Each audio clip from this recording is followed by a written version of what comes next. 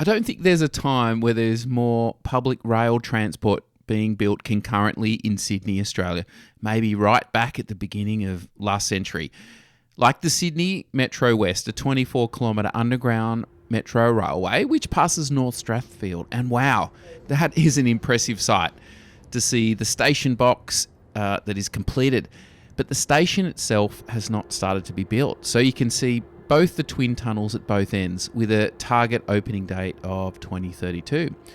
And the Sydney Metro, Western Sydney Airport Metro Railway. Gosh, that is a mouthful, which I covered in a recent video, winding its way from St Mary's Railway Station to Bradfield, passing the Western Sydney Airport.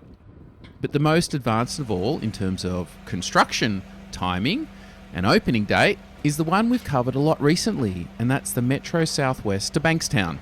So let's check out some recent developments. I'm Marty, and welcome to Backtracks. And just a reminder, here's a quick recap. In September 2024, the line between Sydenham and Bankstown was closed for 12 months.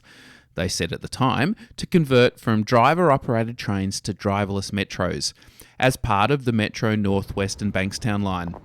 In a prior video, we talked a bit about the closure of the T6 line to re-extend the Bankstown railway station to 8-car length from its current 4-car length. And that is going really well. And we're going to cover some of the film of that towards the end of this video. This time, we skipped Sydenham and Marrickville and started at Dulwich Hill. And little progress seems to have been made at station level, except for water and leaves collecting on the platform. But the real action was on the existing rail overbridge, where on the day I visited, new footpaths and footings for pedestrian railings were being poured. Certainly a big upgrade to this part of the station's surrounds. And heading west, we arrive at Hurlstone Park, and again, not much happening at station level, but significant work continues on the rail overbridge, where Sydney Metro are replacing the existing overbridge railings, which are made of brick, with screen barriers. And a very large steel beam has been installed. I assume the rust look is part of the aesthetic of this new bridge.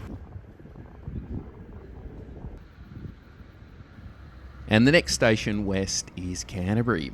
And while you can't see any of them in shot here, the station actually was busy with workers when I visited.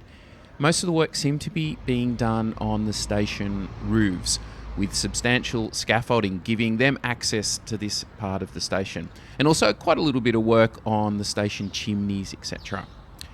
At station platform level, not a lot of change, but a little bit of work on the overhead bridge where the concrete barricades had been poured since the last time I visited. And in writing the script, I asked AI to give me an update on Campsie, and it told me that Campsie is buzzing with change. Another AI fail, as it was anything but when I visited. Not much going on there at all. Now moving on to Belmore Station, and the main action again, like some of the stations further east along the line, was on the station overpass. Like Dulwich Hill, there was pedestrian footpaths and barricade footings being installed. But here we get a good shot also of the tracks, and it's pretty clear that trains have not run along here for a while. Yes, it's been raining, so yes, that would explain some of the rust, but I would say it's been days since a metro went along this part. And rinse and repeat at Lakemba, not much going on there. Then we move on to Wiley Park. Again, concrete pours have been completed on the overhead bridge barricades, but everything else seems pretty much the same as when I visited about 4 or so weeks back. But gosh, big rewards as we got to Bankstown, and you could sort of say this is the heart of the transformation. As we know, the T6 Lidcombe and Bankstown line is temporarily closed for 9 weeks to allow for rail upgrades, primarily extending Bankstown Station further west by 8-car lengths. It only opened on the 19th of October 2024, so that was a very short opening. And in this development, I had not twigged that the whole station would be getting a facelift. You can see here all the station surface has been taken up, seats have been removed, and also think there's quite a bit of canopy work being done. I'll have to look back at some old film for the next video to check. And all the hoardings separating the platforms from the new station entrance on the eastern side have been taken down. But the main action is happening to the western side of the station, where, as I said, the platform is being extended.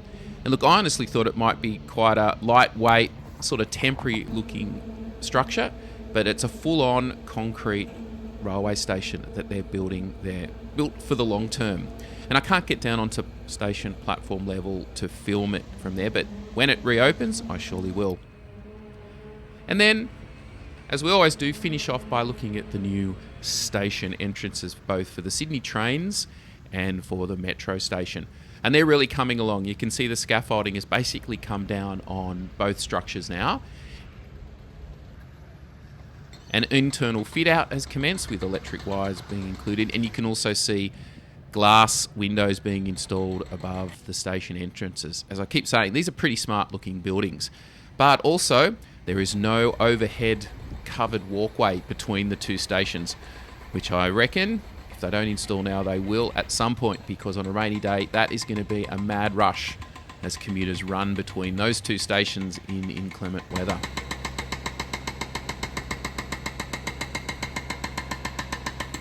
Well, there you have it. A quick look at the Bankstown and Southwest Metro line. Do you know it's actually 6 years since the Northwest Metro opened, and hasn't Sydney Metro's network come along since then, and still more to come? I hope you enjoyed this video. Please like and subscribe if you haven't already.